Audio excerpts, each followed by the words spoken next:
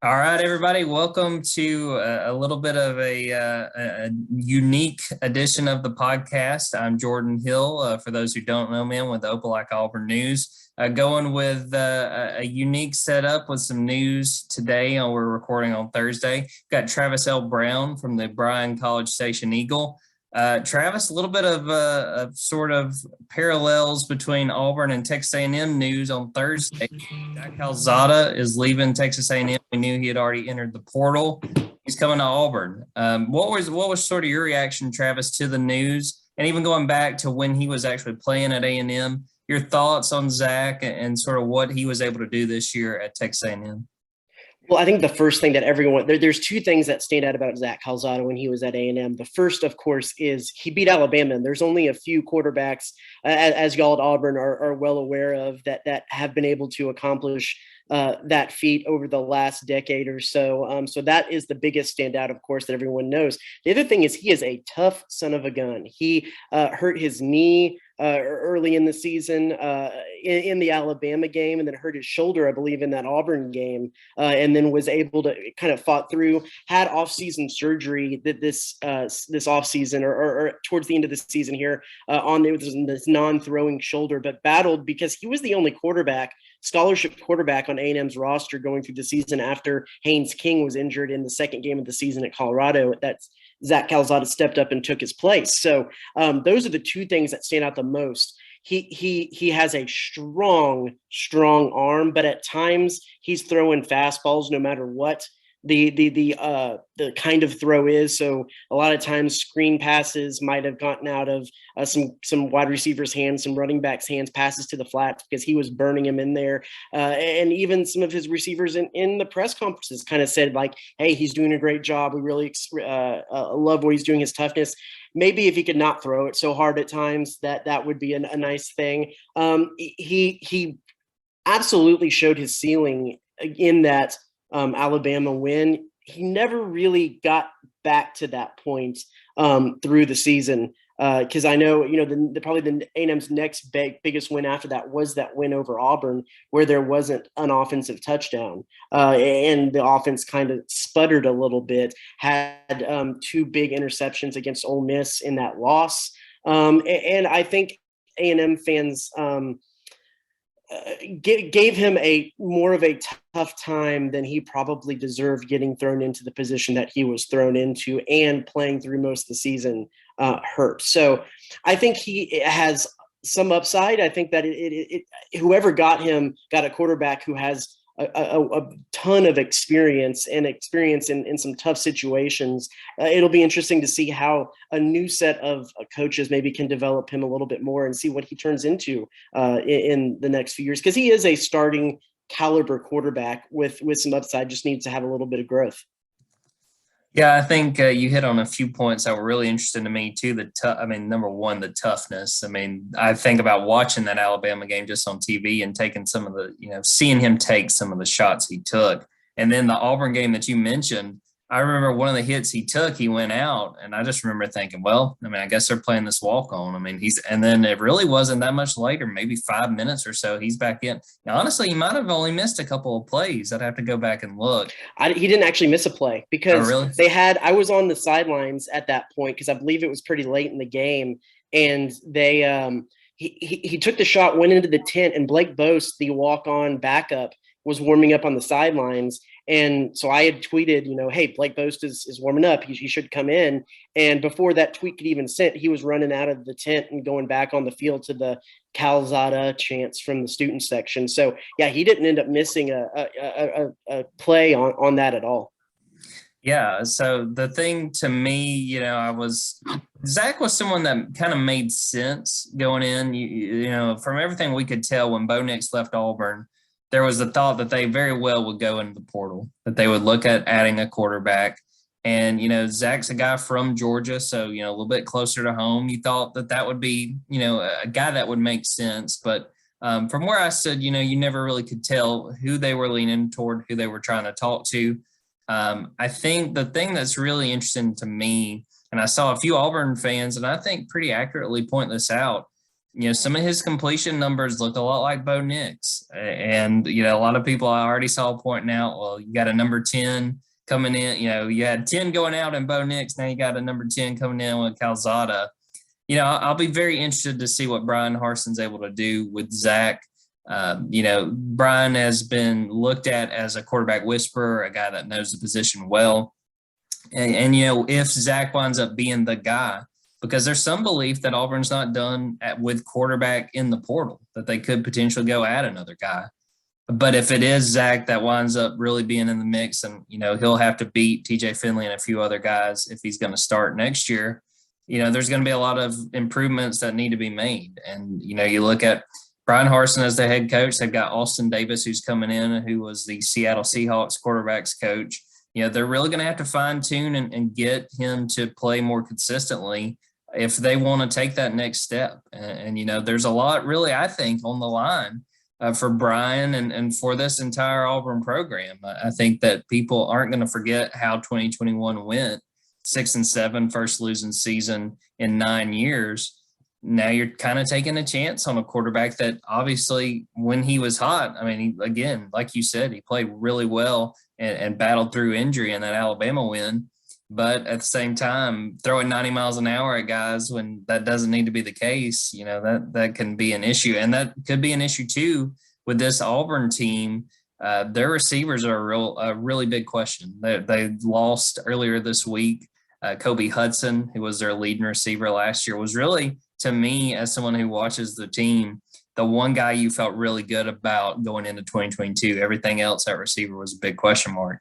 So, yeah, I'm really intrigued to see what this winds up looking like with Zach, how he kind of fits in. And, again, he'll have to beat out some guys that are talented. TJ Finley showed flashes, kind of struggled once he had to start in Bo Nix's absence. D. Davis, a guy from Houston that was a true freshman, never got to see the field this year, maybe another year. A spring gets him an opportunity.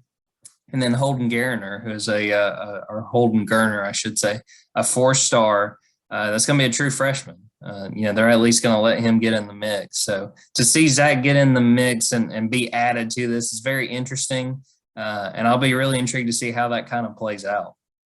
Yeah, and here's the interesting thing that kind of popped up on my Twitter timeline that I'll be interested to see is another part about Calzada's time here at A&M is he really took it in the shorts from A&M's fan base a lot of times when after the expectations were high that he could come in and replace Haynes King and there wouldn't be a lot of drop off. And there kind of was there up until that Alabama game, and there was again after it. And with Jimbo Fisher and the coaching, well, really Jimbo Fisher didn't do him any favors when they did announce that Haynes King was going to be the starter, saying that it was a neck and neck battle all the way to the end. And it could have been either guy, but Haynes King just did a little bit more to separate himself. And that's what it was when they, when he stepped in, there was a lot of really, really pointed vitriol pointed at his way through social media up until the point where after the LSU game, was it the LSU game? Yeah, the LSU game,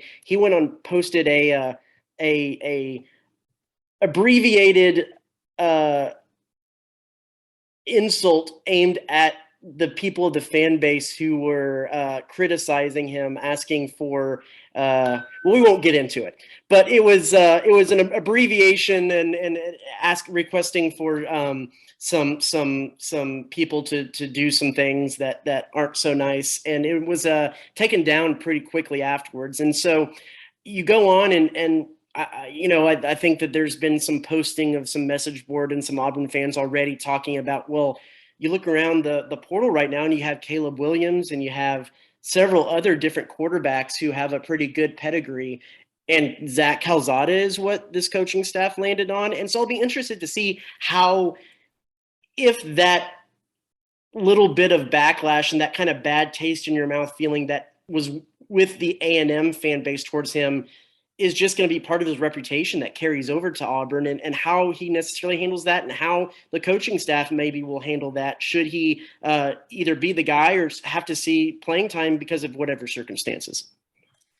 Yeah, I'll be really interested to see how that part goes because if he's going to have to develop some thick skin because Bo Nix, guy that just left, I mean, was an Auburn lifer. And, he took a lot of criticism, some I think fair, others I think not so much. But, I mean, and you can speak to this too, Travis, that's sort of the nature of playing quarterback in the SEC.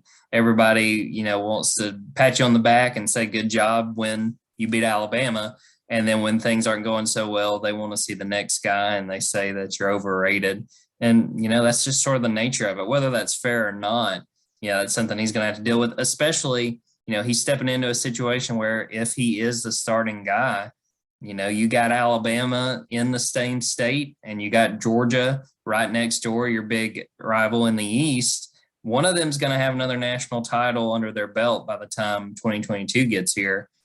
So yeah, it's going to be a lot of pressure on him. I'll be very interested to see just sort of what that looks like and what we get to kind of hear from him in the spring and the coaches and sort of how that all kind of goes, how it comes together his first spring, especially at Auburn.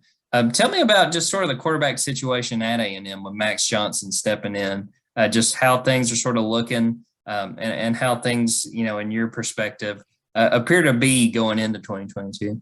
Yeah, this is about as robust of a quarterback room as A&M has had since you could probably go back to the Kyler Murray, Kyle Allen days before all the transfers and see how deep they are at the position group. Because you got to think Haynes King is the leader in the clubhouse because he won out the position last year before he got hurt, and he's a coach's son from a longstanding high school powerhouse in the state. And has that knowledge. He has the mobility. He can make the throws. I think that he is the guy that, with another year in the system and having had that kind of assistant coaching a little bit role while he was rehabbing from the broken leg, you got to think he's the leader. But really, the next guy on the list is Connor Wigman, the 4-star quarterback who is part of this record-setting recruiting class A&M brought in. He's a guy that Jimbo Fisher has raved about. I mean, absolutely raved about. And when we were in the signing day press conference, no one actually mentioned the name Quinn Ewers because, of course, the Ohio State quarterback who entered the transfer portal was said to be looking at several Texas schools, and some reports had Texas A&M mixed in there, and no one really directly asked about that. But when asked about Wigman and his recruitment and Jimbo's thoughts on him, Jimbo went in hard and said, "This is my guy." I know a lot of people said some stuff and there was some other guy, but he's always been my guy. He will be my guy. I think he's the best quarterback as a part of this class, and just kind of raved about him. And Wigman showed out in the Under Armour All-American game this past weekend and really kind of proved why he was so highly thought of by Jimbo Fisher. So I think the real race is actually going to be between those two guys because, and while I think Haynes King is the leader and could very well be the guy and be a guy that really succeeds at A&M, it would not surprise me at all if Wigman is necessarily a guy getting the snaps at the first game. And then you mix Max Johnson in, who transferred over because his brother, who was the #1 tight end recruit in the country as a part of this 2022 class, was lured in by A&M on a signing day flip there for the Aggies, who actually, weirdly enough, signed 3 tight ends as a part of this class, which it is still the year 2022. That's weird, but it is Jimbo Fisher. But anyway, the two brothers are going to get to play with each other, and that just adds a little bit more depth and a little bit more experience to this room. And man, like, that is going to be a quarterback battle unlike any I've been a part of in a really long time and covered. And I can't really think of one that was maybe more potent or robust than that in a while. You might could have something to say about that, but man, it's going to be something to follow for the offseason and into the fall camp for the Aggies. Spring practice might actually be exciting to cover for once. Yeah, you got something to talk about. That's a little bit change in how things typically go. And over here, with the way it stands right now, to me, it'll be Calzada versus TJ Finley. I think that Demetrius Davis, the guy I talked about, that's from North Shore, that had a lot of success in high school. I mean, he was a Gus Malzahn recruit. He wound up signing after Gus was fired. you kind of wondered how that fit would work. He never saw the field, even when there were questions leading into the Birmingham Bowl about, well, could we see D on the field? Could we see him getting some playing time? Brian Harsin was kind of coy about it, didn't really promise anything. Nothing happened. He never saw the field in the loss to Houston. So I think it's going to be Calzada, and I think it's going to be between him and Finley. And again, there's people that think, I would give a shout out to Christian Clemente with Rivals. He seems to think that they may go add another quarterback. Who that's going to be, I don't know. That could be a guy that winds up being sort of the presumptive starter going into 2022. But as it stands, it's probably going to be Calzada and Finley. And again, it'll be interesting going into spring, just like you were saying with the Aggies. There's probably going to be plenty to talk about and plenty to look at. Before we wrap this up, Travis, just kind of give me a lay of the land right now at A&M, not only with football and having that outstanding recruiting class, basketball going on, just sort of what all's going on. And again, kind of a busy start to a new year, but I'm sure that you guys have been all over it. Yeah, I'm going to do the same for you to ask a little bit, at least about Auburn basketball coming up, because I know the Aggies have a big bout with them in February. But yeah, A&M, it's a busy time right now. A&M was able to sign the #1 recruiting class in the nation. Maybe some say 247 says the best recruiting class in the modern recruiting era. All of that without having a defensive coordinator, because Mike Elko, of course, went to Duke to take the head coaching job. And they just signed or reportedly are going to sign DJ Durkin this week as the new defensive coordinator. And so with pulling in, I think I just did the count, 15 defensive recruits in a class of 27 total recruits, including the #2 recruit in the nation, Walter Nolan, a couple of strong defensive linemen. That was really a coup for Jimbo Fisher and his staff, because you got to think that you would have thought that a few of those guys might have looked elsewhere, or at least waited until February to sign to see who the defensive coordinator would be. But they went ahead and put pen to paper and made it happen. And that was a big story around here, of course, with everything going there. And then just kind of seeing where this when this Durkin thing will become officially official and they'll get him in there and what that'll look like. Because the biggest question that I have in regards to that is A&M has made their bread and butter since for the majority of the time they've been in the SEC has been a 4-man front. And that defensive line has been a big key to some of those defenses, especially last year you want to look at. And then you also have guys that when Myles Garrett and Deshaun Hall were here back in the mid-teens, and what they were doing as part of a 4-man front, and how many defensive linemen A&M has put into the league. Durkin has, while he's been multiple and he's run a 4-3 at times, really his bases revolve around like a 3-3-5 or mostly a lot of 3-man fronts. So is he going to bring that and is A&M going to be multiple and do a little bit of both, or are they going to still stick with that 4-man down lineman front that they've really had success with so far, and kind of rearrange how they do that system? I think that's going to be a really interesting thing to see. Also then, men's basketball front, A&M brings in 9 transfers this year after having 10, I think, go out. So completely reset the program. They're 12-2 heading into their second game. Had to have a buzzer beater win over Georgia on Friday. But I think that this is an A&M team that shoots extremely better than any of the 2 that have been under Buzz Williams in his first 2 years. They're actually one of the top 15 in the country, I believe, in 3-point shooting percentage.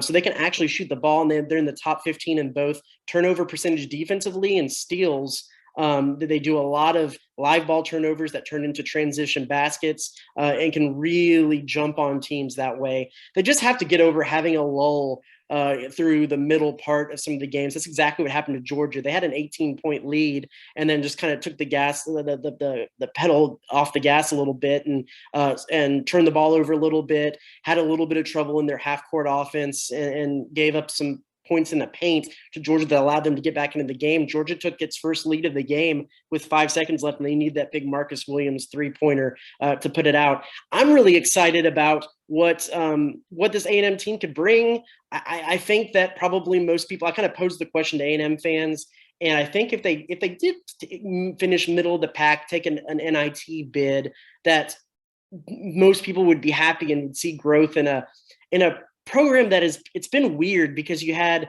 a strong start to the Buzz Williams era, and then they go into the SEC tournament that first year, and that gets canceled because of COVID. And then A&M had more games canceled because of a COVID outbreak last year than any team in the country, while having a pretty down year. And it's hard to necessarily measure growth. I think if they get an NIT bid, finish middle of the pack, that would be show signs of growth. And I think that if they continue with this 3-point shooting trend, maybe knock off a few teams, maybe like an Auburn down the line to get a little bit of strength of schedule, maybe they could be a bubble team. Well, what do you think of this Auburn team? They seem to be really a strong threat to make a push in this SEC that is really top heavy and maybe as stacked as it's been in a really long time. Yeah, I think so. I mean, they've, coming into this year, you thought that they had a chance to be really good. They added 4 transfers and all 4 guys that you thought would probably contribute. And then you have a 5-star in Jabari Smith.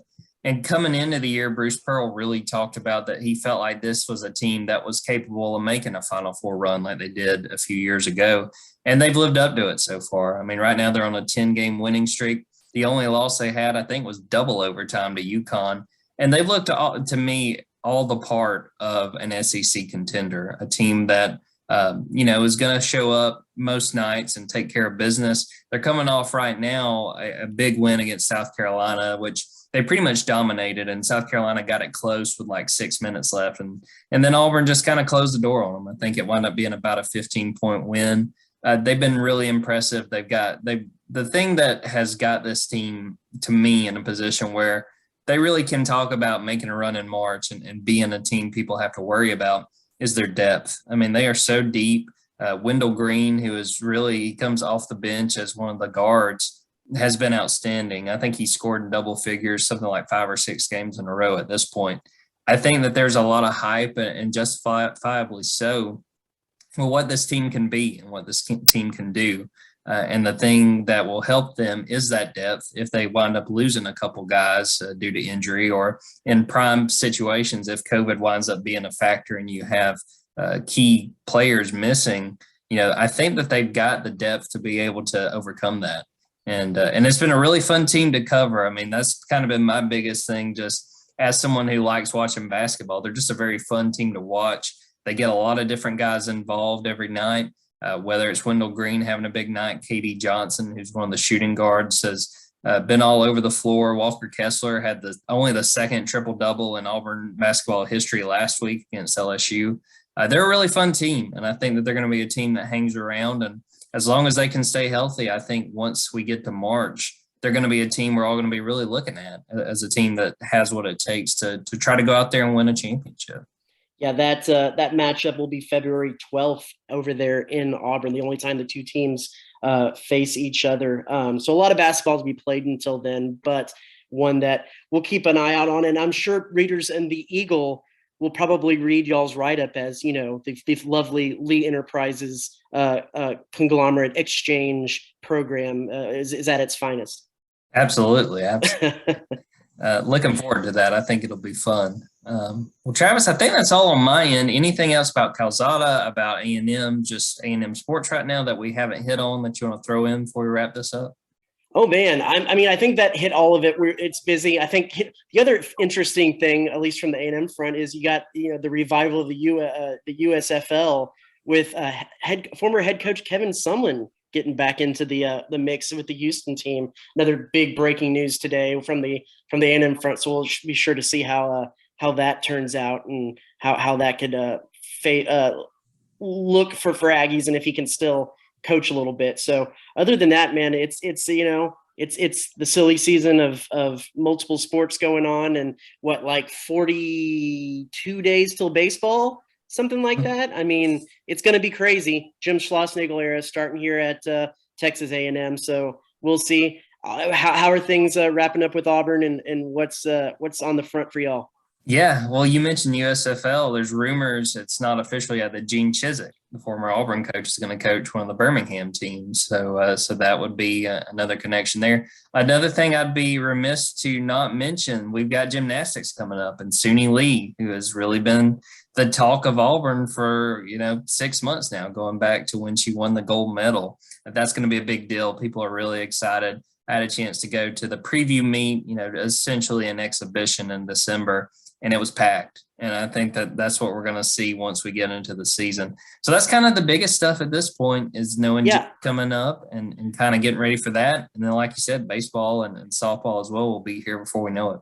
That's something that always gets brought up when, athletic director Ross Bjork here has a monthly town halls on Facebook Live, as if A&M is going to start a gymnastics program. And he's always said, no, they want to stick with the budget of what they have right now. But man, if A&M did enter into the gymnastics game, it would be an absolute game changer, because I know this is very dated data, but when I was back up with the Fort Worth Star Telegram and the NCAA finals were held up there in Fort Worth, I want to say 2014, 15, that range, 2015 maybe. I think 60% of the gymnasts that were competing from teams like Florida and Oklahoma and UCLA, and I can't remember if Auburn was there or not, but a lot of those SEC schools, I think like 60% were from the state of Texas, because Texas doesn't have a Division I gymnastics team. Their only real one is a Division II team at Texas Women's up in Denton.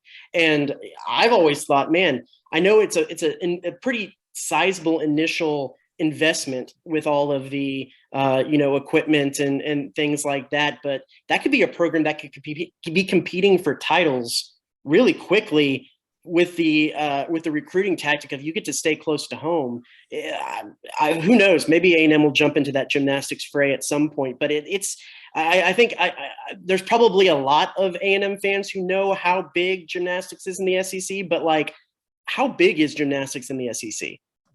Oh, it's huge. And right now, I think that really Auburn's kind of adding to that surge. I think that people are excited. And that's a big thing, I think, that has so much excitement around Auburn gymnastics is they've got a very good chance at competing on a national level. And everybody likes winners, Travis. Everybody wants to support a winner. And that's what SUNY Lee is, and that's what's got so many people so excited. It's just fun. I don't have a ton of experience covering gymnastics, and even just being at that preview meet, I was very entertained by just sort of the atmosphere and how much people are already into it. And yeah, like you were saying, I think, if they can add gymnastics, if A&M has an opportunity at some point too, it would only do good for them and for gymnastics, like you said, in the state. I mean, that'd be a big opportunity they could put together and probably get a whole lot of caliber gymnasts to the school.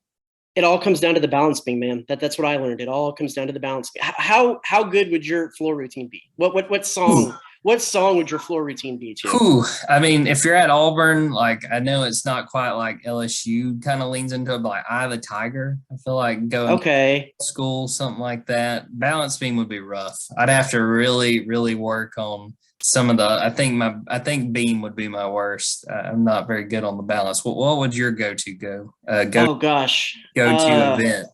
Well, if we're sticking to this like team related thing, I mean, I think you'd have to do a floor routine to like God Bless Texas, right? Like you'd have to just lean heavy into that, or you could do some as what happens at Kyle Field now because of this thing, and it kind of is a little cringeworthy. The air fiddle with if you're going to play in Texas, all right. There's nothing really more awkward than like dudes wearing overalls playing air fiddle. So maybe that could be incorporated into it somehow.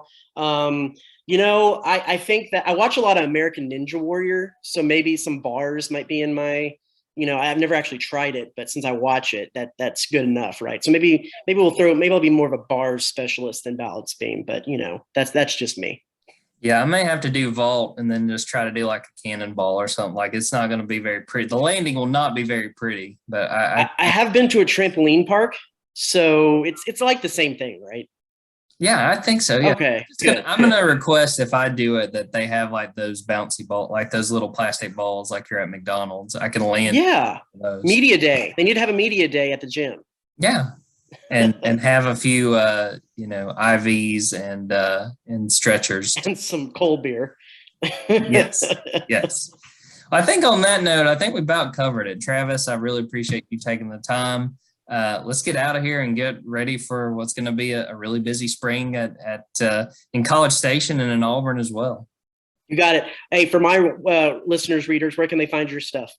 Yeah, at AU Blog on Twitter, at Jordan Davis Hill on Twitter. OANow.com would be the website. You can see all our content there. And then for our readers, Travis, throw out there where they can see y'all's stuff. Yeah, I'm at Travis_L_Brown on Twitter. And of course, it's theeagle.com. And then you just click the little Aggie Sports tab, and we got all kinds of good stuff there. So be sure to check that out as well. Well, we'll get out of there on that. Again, Travis, thanks for everybody for listening. Until next time, take care.